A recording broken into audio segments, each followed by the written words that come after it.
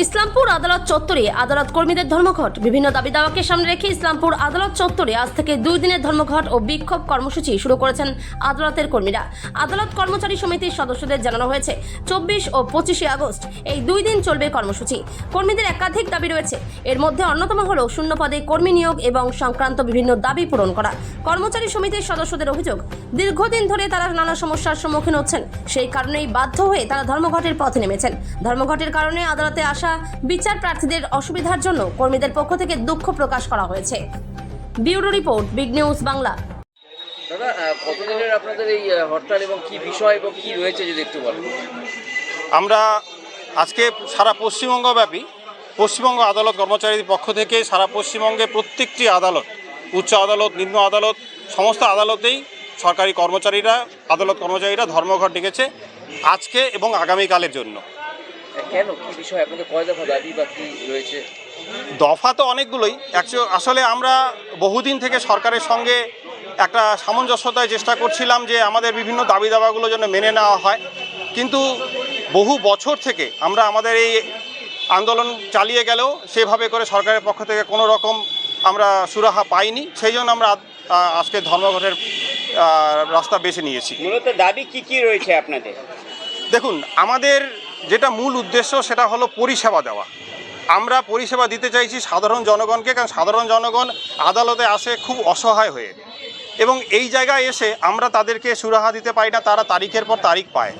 একটাই কারণ হচ্ছে আমরা কর্মচারী সংখ্যা এতটাই নগণ্য।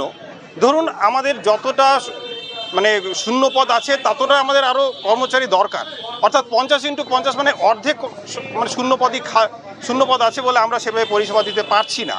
যার ফলে পরিষেবা দিতে গিয়ে ব্যাহত হচ্ছে বলে তাদের বিচার ব্যবস্থাটাও কিন্তু সমস্যায় পড়ছে। কিন্তু কিছু করার নেই, আমাদের উপরেই চাপ বাড়িয়ে দিচ্ছে। আমাদের কর্মচারীরা একটা বা দুটো তিনটে পর্যন্ত দায়িত্ব পালন করছে। এমন অর্ডারও হয় যে একজন কর্মচারী অর্ধেক দিবস একটা পোস্টে কাজ করে, আরেকটা বাকি সময়টুকু অন্য একটা পোস্টে কাজ করে। এতে কিন্তু কোনোভাবেই কাজ সম্পূর্ণ করা সম্ভব হচ্ছে না। আমাদের মূল দাবি যে পর্যাপ্ত কর্মী সংখ্যা নিয়োগ করতে হবে যাতে আমরা পরিষেবা দিতে পারি। তাছাড়াও আমাদের বহু বছর আগে একবার সিটি কমিশন একটা সুপারিশ করেছিল। সিটি কমিশনের সুপারিশ অনুযায়ী বিভিন্ন যে সুবিধাগুলো কর্মচারীরা পাওয়ার কথা সেগুলো কিন্তু তারা অনেকাংশেই পায় না। সিটি কমিশনের সুপারিশকে এড়িয়ে গিয়ে কর্মচারীদেরকে নিয়ে বুঝিয়ে চলে যাওয়া হচ্ছে। এটাও একটা ব্যাপার। এটা কি রাজ্য জুড়ে চলছে আজকে?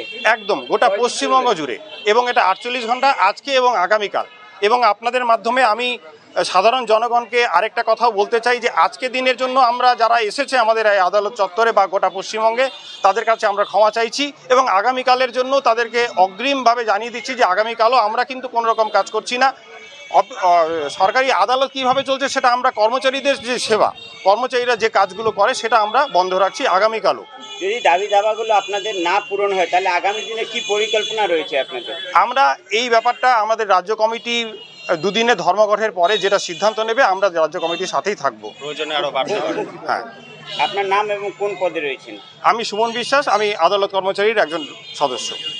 আপনারা ধর্মঘট ডেকেছেন, কি কারণ রয়েছে?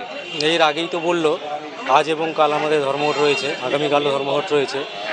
আমাদের দাবি দেওয়ার মধ্যে হচ্ছে গিয়ে নতুন কিছু কোড তৈরি করা, বিভিন্ন শূন্য পদ রয়েছে, 2 জনের কাজ 3 জনের কাজ একজন ব্যক্তিকে করতে হয়, যার ফলে জনগণের পরিষেবাটা সম্পূর্ণভাবে তারা পান না।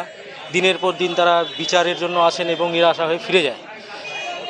নতুন কোড নির্মাণ করা, বিভিন্ন শূন্য পদগুলো পূরণ করা, সিটি কমিশনের সুপারিশ কার্যকর করা, এই সকল বিভিন্ন দাবি দেওয়া রয়েছে। এই দাবি দেওয়া নিয়ে আজকে এবং কালকে আমরা গোটা রাজ্যব্যাপী ধর্মঘট ডেকেছি। তাহলে কি ইসলামপুর কোর্টে আজ এবং আগামীকাল কোনো কাজ হচ্ছে না? না, আমাদের যেহেতু আমরা কর্মচারীরা ধর্মঘট করছি, সুতরাং আমরা আজ এবং কাল কোনো রকমই কোনো কাজ আমরা আদালতের কাজ করছি না। কি নাম এবং কি পদে আছেন? আমার নাম হচ্ছে মিহির দাস, আদালত কর্মচারী, ইসলামপুর কোর্ট।